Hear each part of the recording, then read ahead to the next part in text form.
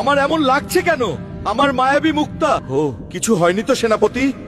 জলদি যাও দেখে আসো আমার মায়াবী মুক্তা ঠিক আছে কিনা। হে জাদুর মাছ, মহারাজার জাদুর মুক্তা তোমার কাছে ঠিক আছে তো? কুমির সেনাপতি হালকা আমার কাছ থেকে মুক্তাটা নিয়ে গেছে। হাল্ক অনেক শক্তিশালী।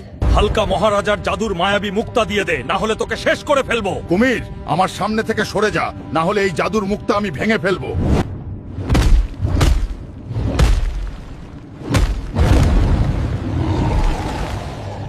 তোদের কুমির রাজাকে গিয়ে বল, সাদিয়ার জামাই আসতেছে তোদের রাজাকে শেষ করতে। মহারাজা কুমির, আপনার জাদুর মাছের কাছ থেকে হালকা আপনার জাদুর মুক্তা নিয়েছে।